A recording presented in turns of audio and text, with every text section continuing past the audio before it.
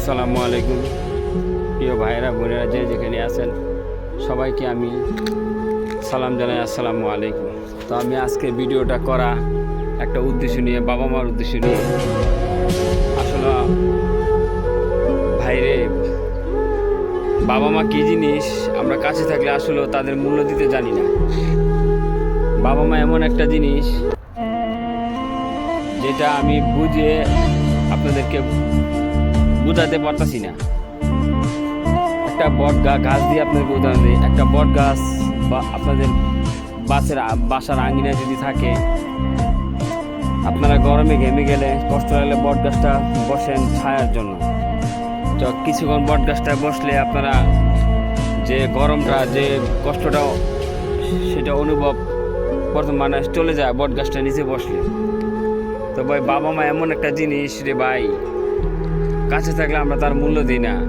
বা একটা বট গাছ, মনে করি বট গাছে কোনো ফল দেয় না, হ্যাঁ, দূর ওই বট গাছ দিয়ে আমরা কি করব। কিন্তু বট গাছটা যখন বাড়ির আঙিনায় থাকে না, উকড়ে ফেলে দেই, তখন বুঝি যে না, বট গাছটা তো আমাদেরকে অনেক ছায়া দিছিল। বট গাছটা নিচে বসলে আমরা প্রশান্তি বুক করতে পারতাম। তা ভাইরে, বাবা মা এমন একটা জিনিস, বাবা মার কথা আমি কি বলবো। আমি প্রবাসে এসে আমি বুঝতে পারতেছি বাবা মার যে কি মূল্য। বাবা মার কথা মনে করলেই কেন জানি আমার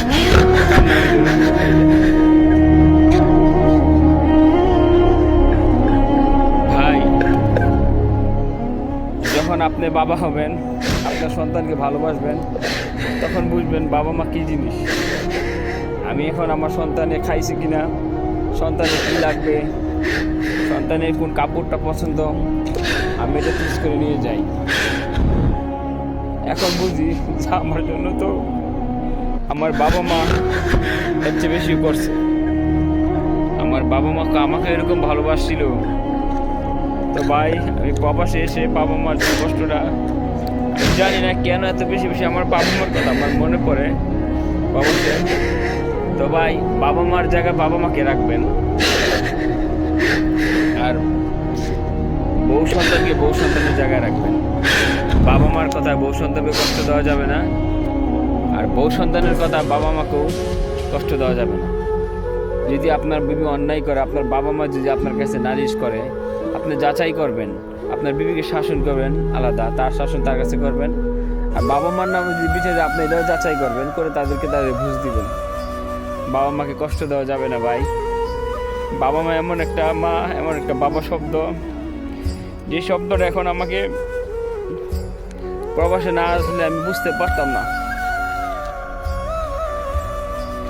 বাবা মা কাছে বাবা মার জন্য দোয়া করি, বাবা মাদেরকে আল্লাহ অনেক বছর হায়াত হোক। আমি যেন প্রবাস থেকে গিয়ে আমার বাবা মাকে দেখতে পারি। আমার বাবা মা, আমার এখন মন চাচ্ছে বাবা মাকে জড়িয়ে ধরে বলি, বাবা আমি তোমাকে অনেক ভালোবাসি, মা আমি তোমাকে অনেক ভালোবাসি। কিন্তু এখন চাইলেও আমি বলতে পারতেছি না। আমি চাইলেও বুঝাতে পারবো না যে বাবা মা কত আপন।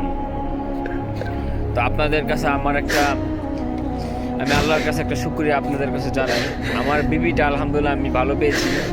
আমার বিবি কখনোই কোনো দিন আমাকে বলে নাই যে তুমি তোমার বাবা মার কাছ থেকে আলাদা হয়ে যাও, বাবা মাকে কিছু দিও না, বা বোনদেরকে কিছু দিও না, ভাই বাগনি কিছু দিও না। আমার বিবিটা আলহামদুলিল্লাহ মাশাআল্লাহ দিলে ভালো পেয়েছি। আমার জন্য দোয়া করবেন, আমার বিবির জন্য দোয়া করবেন যেন আমি সবসময় আমার বিবিকে নিয়ে এইভাবে চলতে পারি। আমার জন্য দোয়া করবেন। আর যারা বাবা মাকে অবহেলা করেন, এখনও তাদেরকে বলতেছি, বাবা মাকে অবহেলা করেন না। বাবা মা কি জিনিস বাইরে বুঝবেন বাবা মা যখন থাকবে না। পৃথিবীতে সবার দোয়া বিফলে গেলে বাবা মার দোয়া বিফলে যায় না রে ভাই। বন্দুকের গুলি মিস হতে পারে, কিন্তু বাবা মার দোয়া মিস হবে না। এই কথাটা বাস্তব। এটা আমার কথা না, নবী রাসূলের কথা। তাই বাবা মাকে কেউ কষ্ট দিবেন না। বউ বাচ্চার দোয়া, বাবা মার দোয়া লাগবেই। আপনারা ভালো থাকেন, সুস্থ থাকেন। আমি বলার মতো আমার কোনো আর ভাষা নেই। আমার খুব কষ্ট হচ্ছে আমার বাবা মার জন্য। আমার মন চাচ্ছে আমি যদি ডানা থাকতাম উড়ে উড়িয়ে বাবা মাকে বলতাম যে আমি তোমাদেরকে অনেক ভালোবাসি। তো ভাই, বাবা মাকে ভালোবাসেন, বাবা মার সম্মান দিতে জানেন। বাবা মার দোয়া কখনো বিফলে যাবে না।